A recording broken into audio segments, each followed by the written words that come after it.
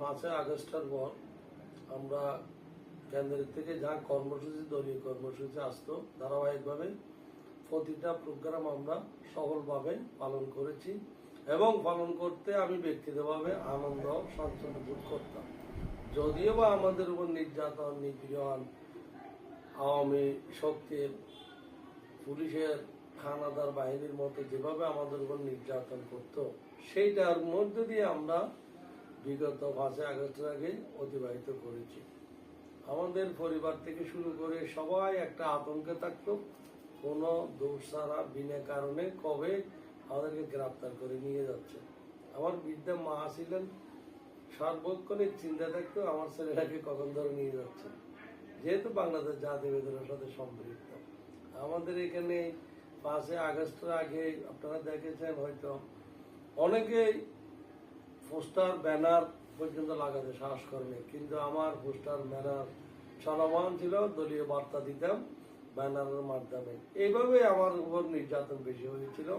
আর নির্বাচন আসলে আমার উপর নির্যাতনের মাত্রা ক্রমান্বয়ে বেড়ে যেত। কারাগারে যারা গেছেন তারাই জানে কারাগারের অবস্থাটা কি।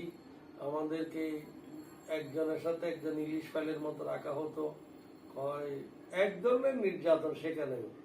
আপনারা ইতিমধ্যে দেখেছেন আমাদের 31 দফা বলেন, যাই বলেন, তারেক রহমান এসেছেন আমাদের, উনি বলেছেন একটা প্ল্যান ওনার মাথায় আছেন, আই হ্যাভ এ প্ল্যান।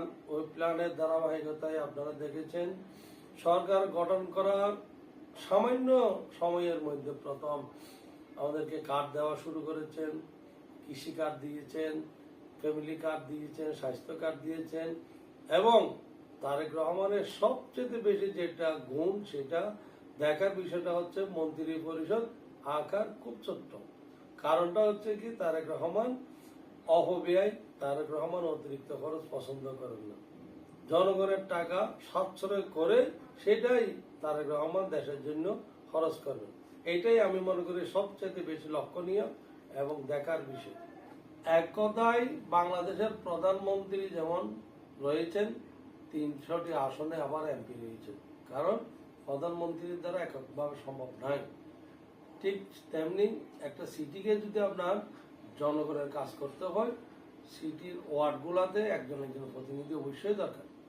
তাই স্থানীয় নির্বাচনের মাধ্যমে প্রতিটা ওয়ার্ডের একজন একজন প্রতিনিধি নির্বাচিত করা অবশ্যই দরকার। নাইলে জনগণ এখন যে ভোগান্তিতে আছে, জন্ম নিবন্ধন, ওয়ারিশন সার্টিফিকেট, মৃত্যু সনদ, বিভিন্ন রকম, একজন প্রশাসক বা মেয়রের একার দ্বারা কিছুতেই সম্ভব হচ্ছে না।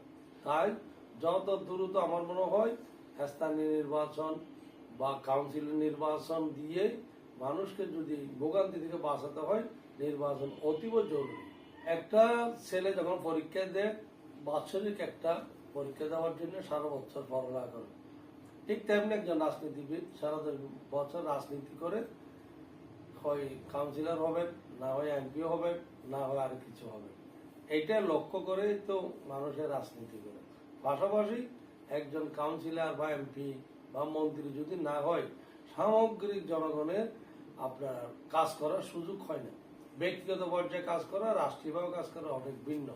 তাই আমি এই এলাকায় তো ওতপ্রোতভাবে জড়িত ছিলাম, আছি, ভবিষ্যতে থাকবো। কাউন্সিলর নির্বাচনটা হচ্ছে অবশ্যই করার আশা আছে, ইচ্ছা আছে।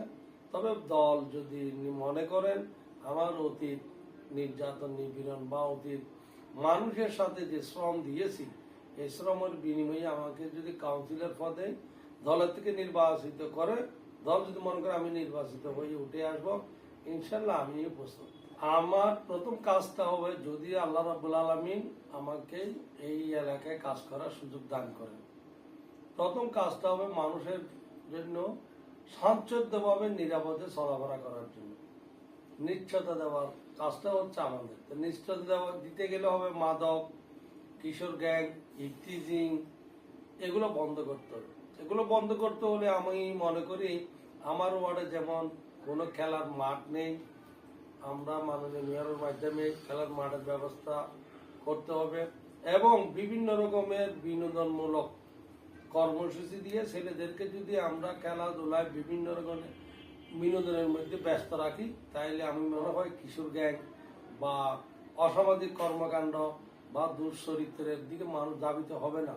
মানুষ দিন দিন নিজেরা শারীরিকভাবে পরিশ্রম করবে, ব্যায়ামও করবে, মন মানসিকতা ঠিক থাকবে, সবাই বিনোদনের মাধ্যমে ব্যস্ত থাকবে। ওইটাই আমার প্রথম কাজ, বিনোদনের মাধ্যমে মানুষকে এই মাদক মুক্ত, কিশোর গ্যাং মুক্ত, সাদাবাজ মুক্ত, এলাকায় ভূমিদস্যু মুক্ত রাখাই হচ্ছে আমার প্রথম অঙ্গীকার।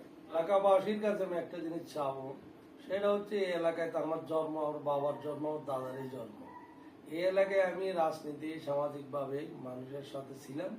রাজনীতিটা হচ্ছে আমার জন্য নেশা, পেশা নয়। সমাজসেবাটা হচ্ছে আমার জন্য নেশা, পেশা নয়।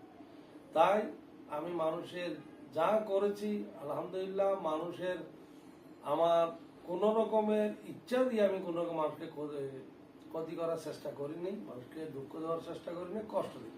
তাই যত করেছি বা যাই করেছি এলাকাবাসীর কাছে আমি একটাই অনুরোধ, আমি একটা আমার চাহিদা, এলাকাবাসী আমার জন্য দোয়া করবেন, এলাকাবাসী আমাকে আপনাদের সেবা করার সুযোগ দান করবেন এবং এলাকাকে যার দ্বারা সুন্দর একটা সমাজ গঠন হয় সেভাবে আপনারা আমাকে দোয়া করবেন, আমি যাতে আপনাদের সবার খেদমত করতে পারি। আসসালামু আলাইকুম ওয়া রাহমাতুল্লাহি ওয়া বারাকাতুহু।